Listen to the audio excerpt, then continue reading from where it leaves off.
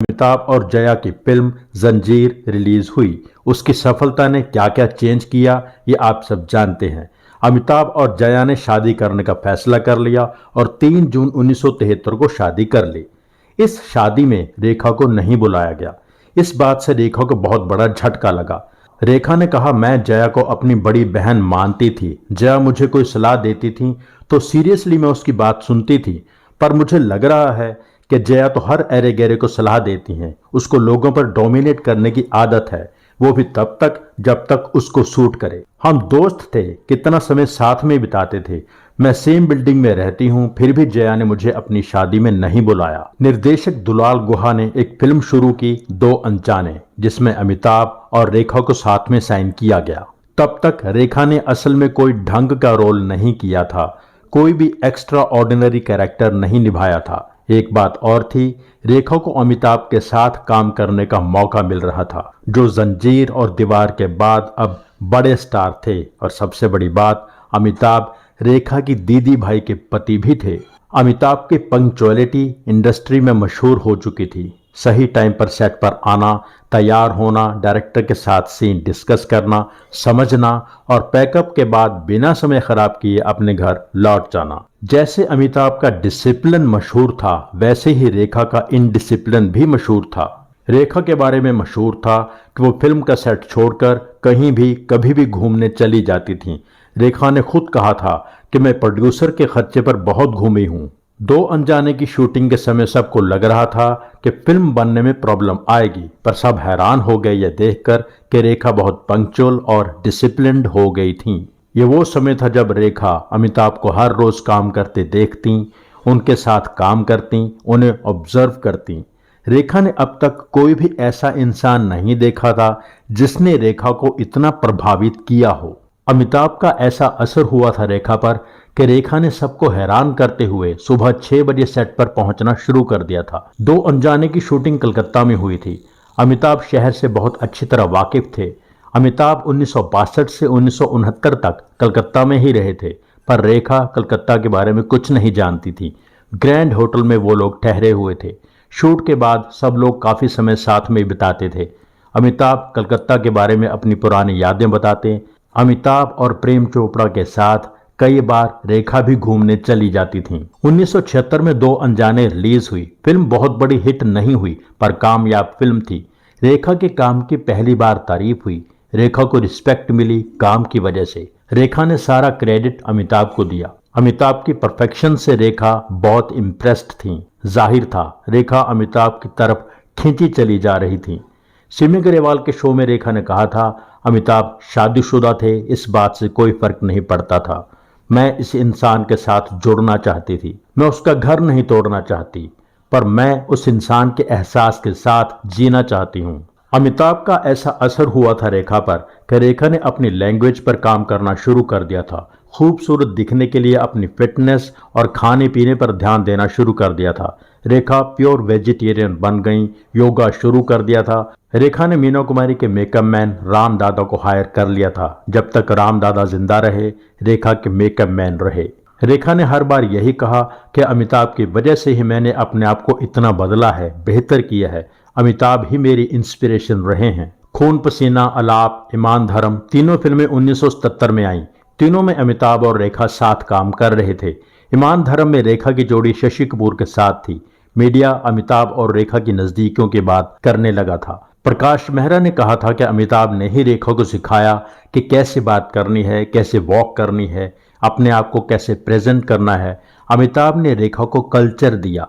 रेखा को एहसास हुआ कि अगर उसे इस आदमी के साथ चलना है, दिखना है, तो अपना स्टैंडर्ड ऊंचा करना होगा। अमिताभ की वजह से रेखा एक एक्ट्रेस और एक लेडी के रूप में बेहतर होती चली गई। रेखा अमिताभ के प्यार में दीवानी हो रही थी। वो भूल गई थी कि उसकी माँ की किस्मत उसकी किस्मत का दरवाजा खटखटा रही थी। अमिताभ की पत्नी तो रेखा की दीदी भाई जया भादुड़ी थी, जो अब जया बच्चन हो चुकी थी। 22 जनवरी 1980 ऋषि कपूर और नीतू सिंह की शादी हुई। नीतू रेखा की भी अच्छी दोस्त रही हैं। आरके स्टूडियो में ऋषि कपूर और नीतू सिंह की शादी का फंक्शन चल रहा था। एक कॉर्नर में अमिताभ बच्चन मनमोहन देसाई के साथ बात कर रहे थे और जया बच्चन अपनी सासू माँ तेजी जी के साथ बैठी थीं। रेखा की सेंसेशनल एंट्री हुई। सबकी आंखें रेखा की तरफ घूम गईं। रेखा के बालों में सिंदूर नजर आ रहा था। मीडिया का ध्यान उस तरफ ही लग गया। बातें होने लगी कि क्या रेखा ने शादी कर ली है, किससे की है, किसके नाम का सिंदूर रेखा ने अपनी मांग में सजाया है। रेखा की नजर बार बार अमिताभ की तरफ जा रही थी। अमिताभ के हाथ में चोट लगी थी, इसलिए पट्टी बंधी हुई थी। रेखा को एरोबिक्स और बेहतर डाइट के बारे में गाइड करने वाली रेखा की डॉक्टर दोस्त स्नेहलता पांडे भी वहां मौजूद थीं। रेखा ने स्नेहलता को साथ लिया और हिम्मत करके अमिताभ के पास पहुंच गईं। दोनों में फॉर्मल बातचीत हुई।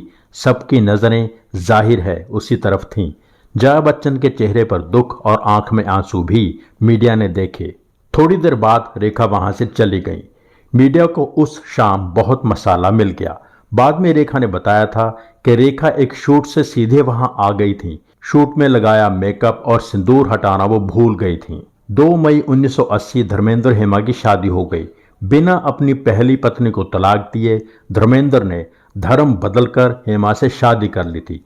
इस बात से रेखा का हौसला बढ़ गया था। कहा जाता है कि रेखा ने अपनी दोस्त स्नेहलता पांडे से कहा था कि अब मेरा भी रास्ता निकलेगा। अमिताभ रेखा के रिश्ते के बारे में जया बच्चन ने साफ साफ कहा था कि दुनिया जो कहती है कहने दो। अमिताभ ने मेरे साथ कमिटमेंट की है। अगर मेरी पीठ पीछे वो कुछ करते हैं तो ये उनकी प्रॉब्लम है, उन्हें इसी के साथ जीना होगा। घर में माहौल खराब होने की बात पर अमिताभ ने एक बार कहा था कि हमारे केस में डिवोर्स कभी नहीं होगा। मैं हिंदुस्तानी हूं। मेरी फर्स्ट क्लास चॉइस थी जब जया को मैंने जीवन साथी चुना था। ये इकलौती स्टेटमेंट है जो अमिताभ ने इन तीनों से जुड़े किस्से के बारे में दी है। इसके अलावा अमिताभ ने इस सब के बारे में कभी कुछ नहीं कहा। रेखा ने कहा था कि जया ने मुझे डिनर पर बुलाया था। रेखा ने कहा था कि जया को अमिताभ रेखा के रिश्ते की कोई चिंता नहीं थी। जया की नज़र में महज ये एक मौज मस्ती का रिश्ता था। पर अब जया को लग रहा था कि बात कुछ ज्यादा है। डिनर के बाद जब रेखा जया से विदाई लेने लगी तो जया ने कहा था कि मैं अमित को नहीं छोड़ूंगी, चाहे कुछ भी हो जाए। जया ने अमिताभ को कह दिया था कि अब रेखा के साथ कोई फिल्म नहीं करोगे। ये बात अमिताभ फिल्म प्रोड्यूसर्स को कहने लगे थे कि मेरे साथ रेखा को कास्ट मत करना। रेखा ने कहा जब मैंने इस बारे में अमिताभ से बात करने की कोशिश की तो अमिताभ ने कहा इस बारे में मैं एक शब्द भी नहीं बोलूंगा, मुझसे पूछना भी मत। रेखा ने कहा मुझे इस बात से बहुत गहरी चोट पहुंची जब अमिताभ ने मेरे साथ काम करने से इनकार कर दिया। ऐसे ही हालात थे और यश चोपड़ा ने इन्हें भी कैश करने का प्लान बनाया। इन तीनों को कास्ट करके बहुत ही शानदार स्क्रिप्ट एक्स्ट्रा मैरिटल अफेयर पर one of the best film सिलसिला बनाई। सिलसिला से जुड़ी बहुत सी अनसुनी बातें आपको जल्द ही इस चैनल पर अलग एपिसोड में मिल जाएंगी। अनफॉर्चुनेटली फिल्म फ्लॉप हो गई। कुली के सेट पर अमिताभ को चोट लग गई। जब अमिताभ हॉस्पिटल में थे तो रेखा को वहां जाने की इजाजत नहीं थी। फिर भी किसी तरह हॉस्पिटल के उस कमरे के बाहर तक रेखा पहुंच गई जिसमें अमिताभ थे। वहीं खड़े होकर रेखा ने भगवान से अमिताभ के लिए प्रार्थना की। उज्जैन के महाकालेश्वर मंदिर में जप करवाया। नंगे पैर तिरुपति मंदिर तक चढ़कर गईं। ये वो समय था जब असल में अमिताभ रेखा से बहुत दूर हो गए। रेखा की जिंदगी में मुकेश अग्रवाल कैसे आए, कैसे शादी हुई, उस शादी का दर्दनाक अंत क्यों हुआ, इस पर जल्द ही एक एपिसोड आपको इस चैनल पर मिलेगा। सारी जानकारी यासिर उस्मान